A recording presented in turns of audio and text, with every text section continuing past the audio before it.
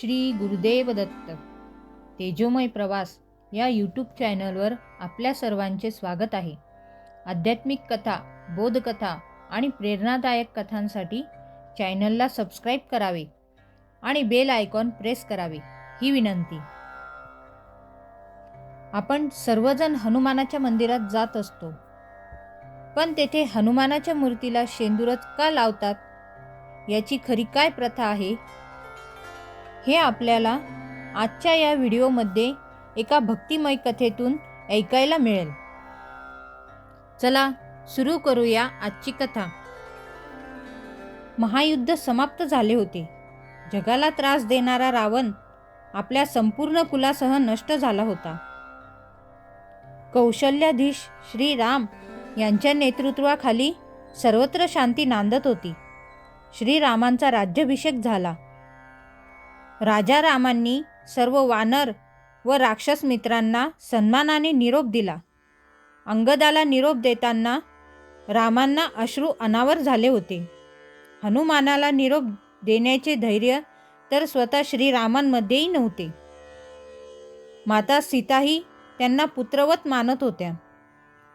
म्हणून हनुमान अयोध्येतच राहिले. राम दिवसभर दरबारात राज्यकारभारात व्यस्त होते. संध्याकाळी शासकीय कामातून मोकळे झाल्यावर गुरुजन व मातांचा कुशलक्षेम विचारण्यासाठी आपल्या कक्षात आले.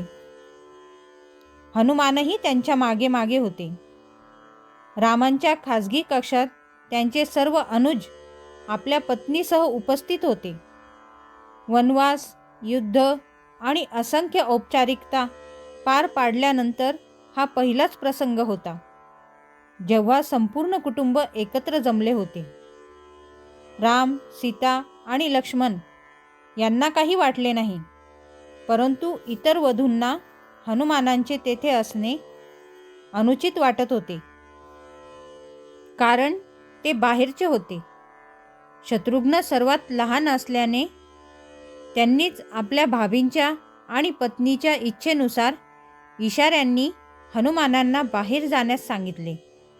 पण आश्चर्याची गोष्ट म्हणजे हनुमानांसारखे ज्ञानी असूनही ते साधे संकेत समजत नव्हते. त्यामुळे त्यांच्या उपस्थितीतच कुटुंब बराच वेळ गप्पा मारत राहिले. तेव्हा बंधू श्री भरत यांना जाणवले की भाऊ आणि भाभींना आता एकांत हवा आहे. उर्मिलेकडे पाहून त्यांच्या मनात वेदना दाटत होत्या. या पतिव्रतेलाही आपल्या पतीचा सहवास हवा होता. म्हणून त्यांनी रामांची आज्ञा घेऊन सर्वांना विश्रांतीस जाण्याचा सल्ला दिला. सर्वजण उठले आणि राम जानकींच्या चरणी नतमस्तक होऊन निघाले. पण हनुमान तेथेच बसून राहिले. इतर सर्वजण त्यांच्या उठण्याची वाट पाहू लागले. राम हसत म्हणाले, काय वीर हनुमान, तुम्हीही जा, थोडी विश्रांती घ्या. हनुमान म्हणाले, प्रभू, आपण समोर असताना याहून मोठी विश्रांती कोणती असू शकते? मी तर आपल्याला सोडून जाणार नाही. शत्रुघ्न थोड्या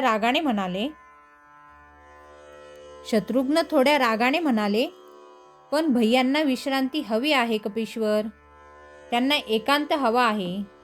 हनुमान म्हणाले, मी कुठे त्यांच्या विश्रांतीत अडथळा आणतोय? मी तर पायथ्याशी बसलो आहे. शत्रुघ्न म्हणाले, आपण कदाचित ऐकले नाही, भैयांना एकांत हवा आहे. हनुमान म्हणाले, पण माता सीताही तर इथंच आहेत, त्या जात नाही, मग मलाच का हाकलतात? शत्रुघ्न उत्तरले, भाभींना भैयांच्या एकांतात राहण्याचा अधिकार आहे. त्यांच्या भाळी सिंदूर दिसत नाही का? हनुमान चकित झाले. ते रामांकडे पाहून म्हणाले, प्रभू, काय फक्त सिंदूर लावल्याने आपल्याजवळ राहण्याचा अधिकार मिळतो का? राम हसत म्हणाले, हो, ही तर सनातन परंपरा आहे हनुमान. हे ऐकून हनुमान काहीसे खिन्न झाले. राम जानकींना प्रणाम करून ते बाहेर गेले. दुसऱ्या दिवशी राजदरबारात सकाळी राजा रामांचा दरबार भरला होता. नेहमीचे शासकीय काम सुरू असताना नगरातील प्रतिष्ठित व्यापारी न्याय मागण्यासाठी आले होते. त्यांनी सांगितले की रात्रभर हनुमानांनी संपूर्ण अयोध्येतील व्यापाऱ्यांची भांडारे फोडून प्रचंड उत्पात घातला आहे. रामांनी सैनिकांना हनुमानांना सभेत आणण्याचा आदेश दिला. पण सैनिक बाहेर पडण्याआधीच केसरी रंगात पूर्णपणे माखलेले हनुमान सभेत दाखल झाले. मोठ्या हास्यासह गजासारखी चाल चालत त्यांचे संपूर्ण शरीर सिंदुराने माखलेले होते. प्रत्येक पावलागणित जमिनीवर सिंदूर पडत होता. त्यांच्या मागे हवेत सिंदूर उडत होता. ते रामांसमोर येऊन प्रणाम करतात. संपूर्ण सभा आश्चर्यचकित होते आणि मग काय मोठ्याने हसू लागते. लक्ष्मण हसत म्हणाले, हे काय केलंस कपिश्रेष्ठ? हा सिंदूर स्नान का? ही तुमची वानरांची प्रथा आहे का? हनुमान आनंदाने म्हणाले, नाही भैया, ही तर आर्यांची प्रथा आहे. कालच कळले की एक चिमूट सिंदूर लावला तर प्रभू रामांच्या जवळ राहण्याचा अधिकार मिळतो. म्हणून मी संपूर्ण अयोध्येचा सिंदूर अंगावर लावला. मग रामांकडे पाहून म्हणाले, सांगा प्रभू, आता तरी कोणी मला आपल्यापासून दूर करू शकेल का? संपूर्ण सभा हसत होती, पण भरत मात्र हात जोडून रडत होते.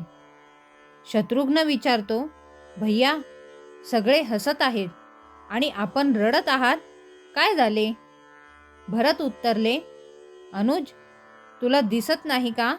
वानरांचा श्रेष्ठ नेता, विद्वान मंत्री, महान वीर, सर्व सिद्धींचा स्वामी, वेद पारंगत शास्त्रज्ञानी हनुमान, त्यांनी आपला सारा गर्व, सारे ज्ञान विसरून केवळ रामभक्तीत स्वतःला विलीन केले आहे. रामांच्या सानिध्याची ही तळमळ अशी आहे की त्यांनी स्वतःलाही विसरून टाकले. अशी भक्ती ब्रह्मदेव कुणालाही क्वचित देईल. लोक मला रामाचा भाऊ म्हणून विसरतील, पण या भक्त शिरोमणी हनुमानाला कधीच विसरणार नाही. श्री रामभक्त हनुमानांना आपण वारंवार प्रणाम करत असतो. आजचा व्हिडिओ आपल्याला आवडला असेल तर कमेंटमध्ये जरूर कळवावे. आध्यात्मिक कथा, बोधकथा आणि प्रेरणादायक कथांसाठी कृपया चॅनलला सबस्क्राईब करावे आणि बेल आयकॉन प्रेस करावे, ही विनंती. तर भेटूया पुढील व्हिडिओमध्ये. अवधूत चिंतन श्री गुरुदेव दत्त.